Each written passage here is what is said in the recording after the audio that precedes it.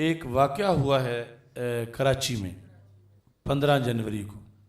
اس پر ہم نے فوراً رد عمل کا اظہار کیا اور پھر سب کو دعوت دی ان گستاخوں کے خلاف جنہوں نے بیک وقت اللہ تعالیٰ کی بھی توہین کی ہے، رسول پاک صلی اللہ علیہ وسلم کی بھی معاذ اللہ توہین کی ہے، قرآن کی توہین کی ہے، صحابہ کی اور نبی اکرم صلی اللہ علیہ وسلم کی ساری صحابزادیوں کی توہین کی ہے. کوئی ہندو، سکھ، کرسچن، یہودی بھی شاید ایسے لفظ نہ بول سکے جو انہوں نے مجمع میں بولے. اس سلسلہ میں میں بڑا حیران ہوں، کیا یہ جو ہماری سنی تنظیموں کے لیڈر ہیں یا یہ آستانوں میں بیٹھے ہوئے پیر ہیں یا مدارس میں بیٹھے شیوخ الحدیث اور مدرسین ہیں، اللہ ماشاءاللہ جو بولے ہیں کچھ نہ کچھ مستثنا ہے، کیا یہ سارے لوگ گونگے ہیں؟ یہ بہرے ہیں؟ کیا انہیں کوئی گالی انہیں غصہ کبھی نہیں آیا؟ اتنے یہ دریا دل ہیں یا ان کی زبانوں میں کیڑے پڑے ہوئے؟ کیا سنی ان کو ایسے ہی معاذ اللہ پوچھتے رہیں گے؟ یہ کیا کس مقصد کے لیے ہے ان کے آستانے، ان کے مدارس اور ان کی تنظیمیں علن اعلان اللہ کو گالیاں دی جا رہی ہیں؟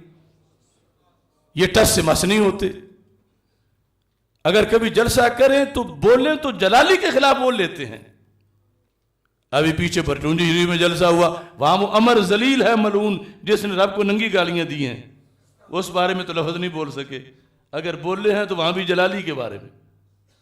ابھی حق 4 یار کانفرنس ہوئی ہے، اس میں بھی ان اندھوں، گونگوں، بہروں کو توفیق نہیں ہوئی کہ ملک میں آگ لگی ہے فسادیوں کی طرف سے کہ وہ بجھانے کے لیے کوئی بات کر دیتے.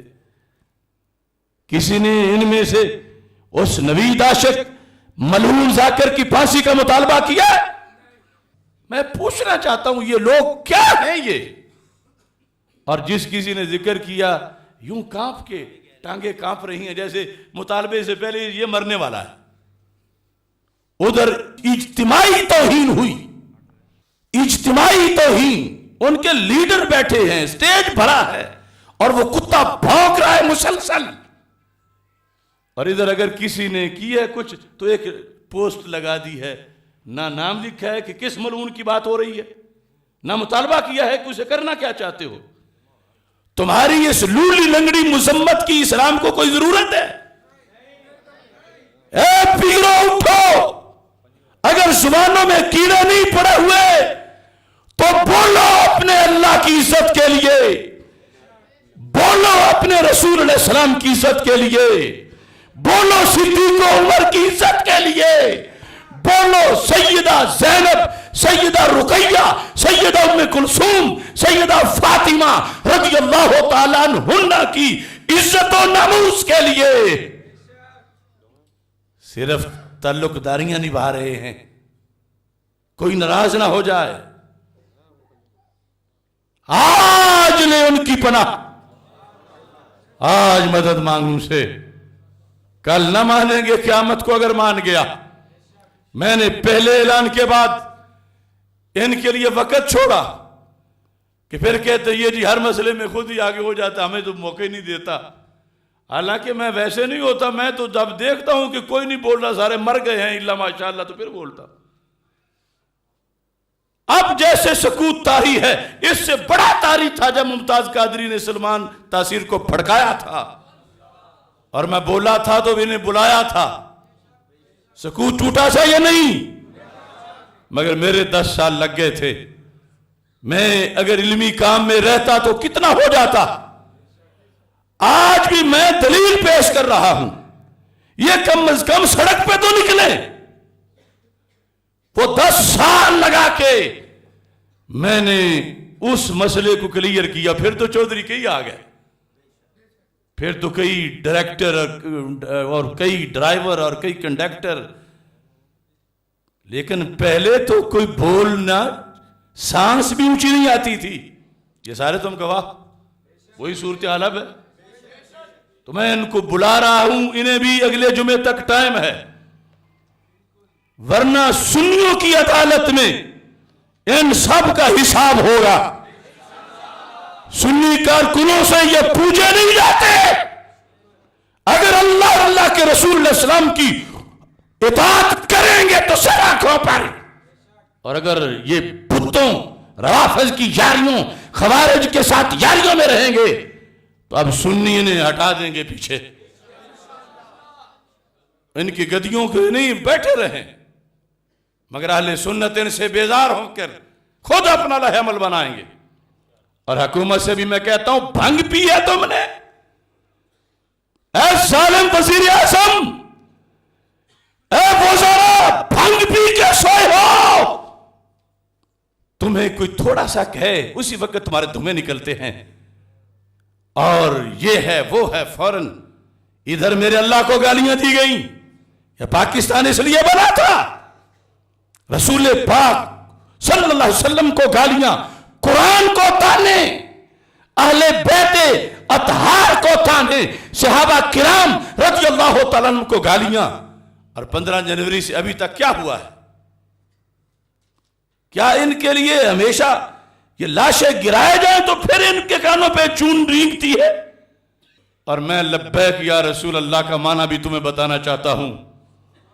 اگر کوئی کمینہ ملعون فرانس میں بھونکے تو پھر بھی لبیک، اگر کراچی میں بھونکے تو پھر بھی لبیک، اگر وہ کسی رفض کے گھر میں بھونکے تو پھر بھی لبیک، اللہ کو کوئی بھونکے تو لبیک، رسالت کو کوئی تانا دے تو لبیک، اہل بیت کے خلاف بولے تو لبیک، صحابہ کے خلاف بولے تو لبیک.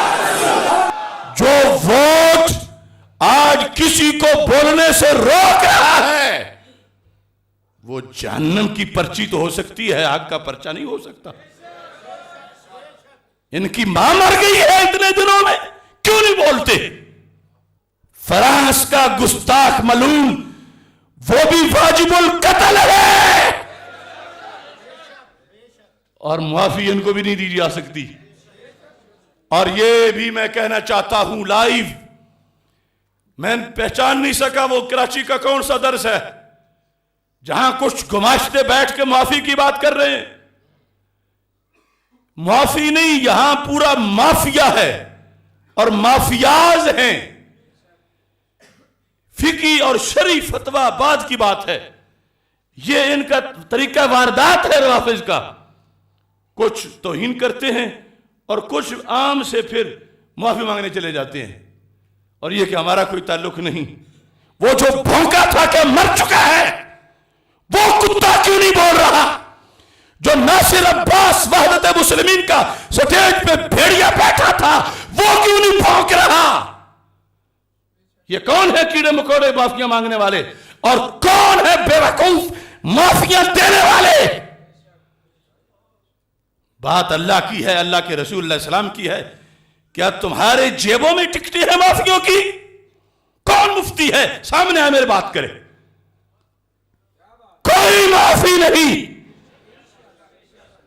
اب نعرہ لگاؤ، نوید عاشق ملعون کو، نوید عاشق ملعون کو پھانسی دو، نوید عاشق ملعون کو پھانسی دو، پھانسی دو، عمر ذلیل کو پھانسی دو، پھانسی دو، نوید عاشق ملعون کو پھانسی دو، پھانسی دو. نعرہ تکبیر، اللہ اکبر، اللہ اکبر، اللہ اکبر. نعرہ رسالت یا رسول اللہ، نعرہ رسالت یا رسول اللہ، نعرہ رسالت یا رسول اللہ. تاجدار ختم نبوت،